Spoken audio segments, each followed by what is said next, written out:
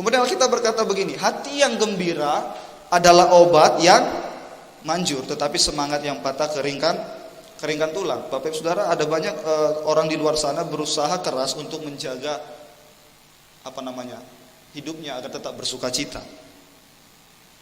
Ya, dan salah satu adalah iblis. Disinilah peran dia, supaya kita hidupnya nggak sehat-sehat, dibuatlah kita hidup dalam penderitaan, dibuatnya kita hidup di dalam keterpurukan, dibuatnya kita hidup di dalam kepahitan. Kalau orang pahit bagaimana mau sukacita, Bapak Saudara?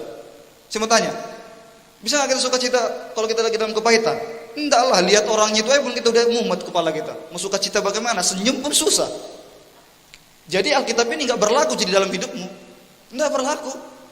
Kenapa? Ada kepahitan, ada kebencian, ada iri hati. Seperti Saul, iri hati dimulai dari situ.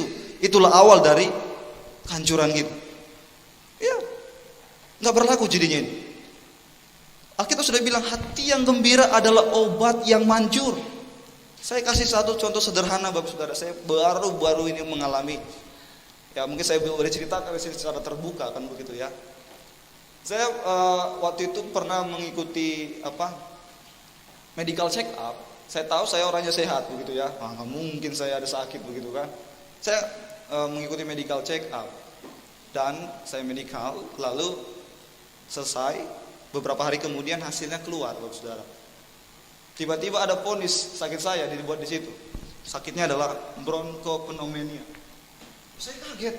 Ini sakit apa? Saya pikir TBC kan. Wah, kok apa ini maksud gue? Bronkopneumonia. Ternyata itu sakit paru-paru juga, tetapi paru-paru basah gitu. Saya kaget.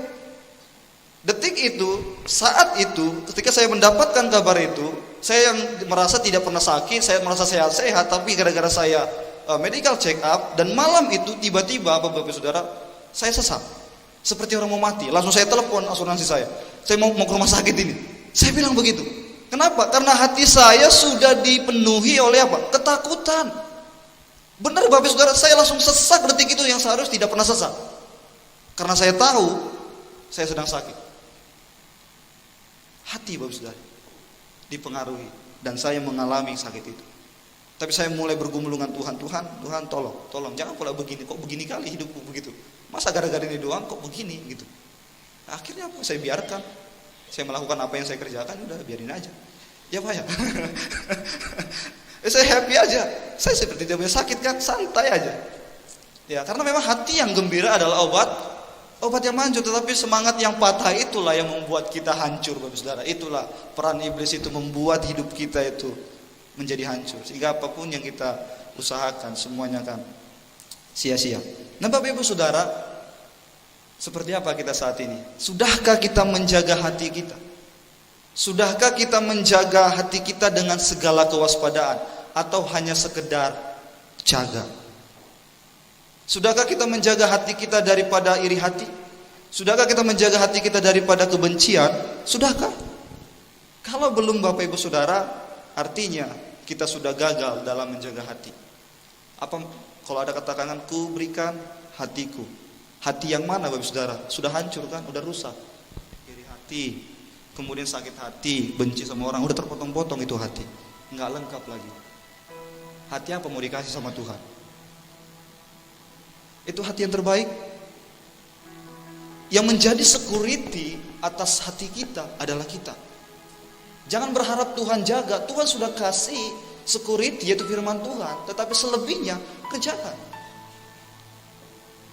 Nah Bapak Saudara, ini yang harus kita waspadai. Hati ini penting karena dari hati memancarkan kehidupan. Mulut kita itu semuanya dipimpin, ditentukan oleh hati. Kan ada orang bilang kan, pusat dari segala sesuatunya adalah otak. Tetapi firman Tuhan bilang, bukan jagalah otak, tapi jagalah hati. Pikiran kita akan terpancar dari hati kita. Hati kita memancarkan itu sehingga pikiran kita dan mulut kita mengeluarkan kata-kata itu. Supaya kita paham Bapak Saudara.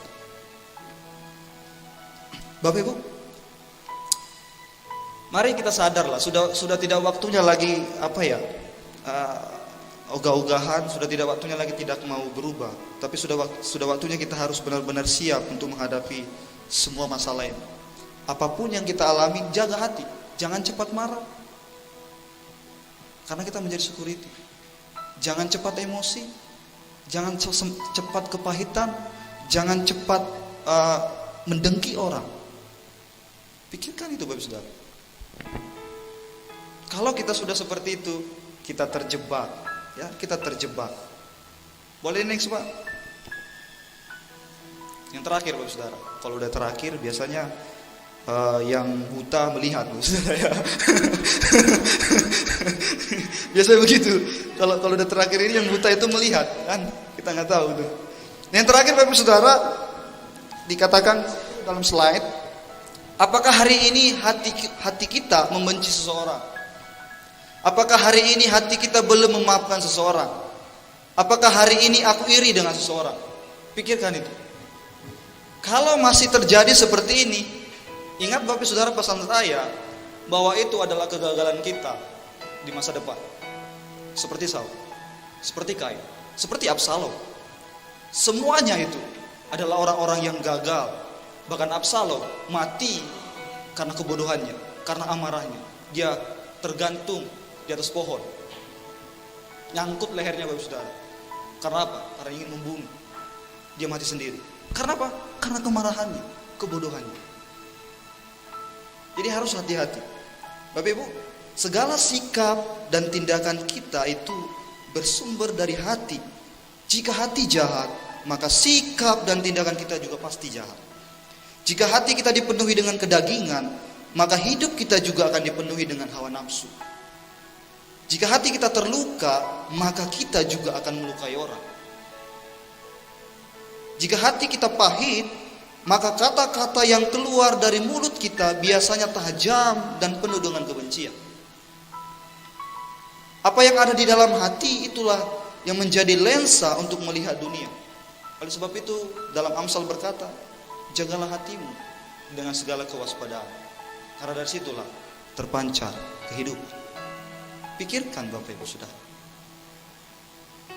ya, hati yang benar-benar murni, hati yang benar-benar tulus akan menjadi orang-orang yang sukses ke depannya. Mari Bapak Ibu, kalau ada yang masih mengalami kebencian, iri hati kepada orang lain, hari ini ubahkan itu. Minta Tuhan tolong saya, Tuhan bantu saya, Tuhan jamah hatiku, Tuhan pulihkan hatiku, sehingga aku bisa berikan hatiku yang terbaik untukmu. Amin Bapak Saudara. Amin. Mari kita Bapak Saudara, kita meresponi firman Tuhan ini dengan mengangkat satu pujian. Kau mengenal hatiku.